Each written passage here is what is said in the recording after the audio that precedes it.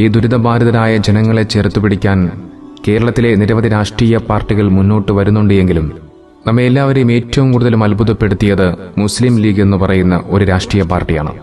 വയനാട് ദുരന്തവുമായി ബന്ധപ്പെട്ടുകൊണ്ട് ദുരിതബാധിതരായ ജനങ്ങളെ സഹായിക്കുവാനായി മുസ്ലിം ലീഗ് ഒരു മൊബൈൽ ആപ്പ് തയ്യാറാക്കുകയുണ്ടായി. ആ മൊബൈൽ ആപ്പിലൂടെ നിരവധി ആളുകളാണ് സംഭാവനകളുമായി മുന്നോട്ട് വന്നത്. എന്നാൽ കഴിഞ്ഞ ദിവസം ഈ മൊബൈൽ ആപ്പിനകത്ത് മനോഹരമായ ഒരു കാഴ്ചയായിരുന്നു കാണാൻ സാധിച്ചത്.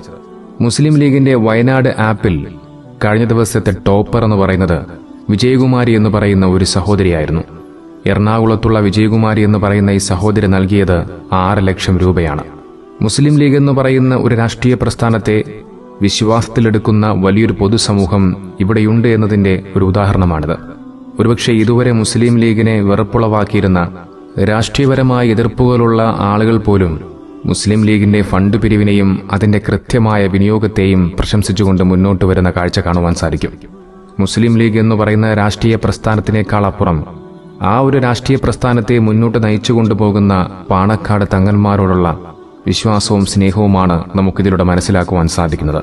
ഏതായാലും 6 ലക്ഷത്തോളം രൂപ വയനാട് ദുരന്തഭൂമിയിലേക്ക് നൽകിയ ആ സഹോദരിയെ നമുക്ക് എത്ര പ്രശംസിച്ചാലും മതിയാവുകയില്ല.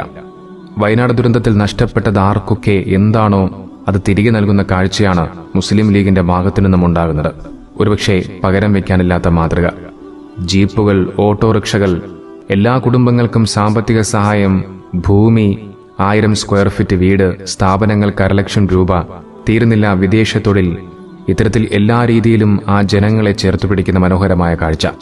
മലപ്പുറത്തെ പാർട്ടിയെന്ന് എതിരാളികൾ വിളിച്ചു കളിയാക്കുന്ന ഈ കൊച്ചു പാർട്ടിയാണ് ഒരു ദുരന്തമുഖത്ത് എങ്ങനെ പ്രവർത്തിക്കണമെന്നും ദുരിതത്തിലായ ജനങ്ങൾക്ക് എങ്ങനെ ആശ്വാസമാകാമെന്നും ലോകത്തിന് കാണിച്ചു കൊടുക്കുന്നത്.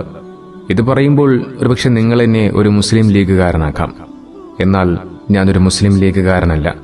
പക്ഷെ പറയേണ്ട കാര്യങ്ങൾ എവിടെയും തുറന്നു പറയുക തന്നെ വേണം. നല്ല പ്രവർത്തനങ്ങൾ ചെയ്യുന്നത് ഏതു പാർട്ടിയാണെങ്കിലും തീർച്ചയായും അവരെ പ്രശംസിക്കേണ്ടത് തന്നെയാണ്. ഇത്തരം കാര്യങ്ങളിൽ രാഷ്ട്രീയ വൈരാഗ്യമോ ഭിന്നതകളോ വെച്ചു പുലർത്താതെ നല്ല കാര്യങ്ങൾ ചെയ്യുന്നത് ഏതു രാഷ്ട്രീയ പാർട്ടിയാണെങ്കിലും അവരെ ചേർത്തുപിടിച്ച് പ്രശംസിക്കേണ്ടത് തന്നെയാണ്.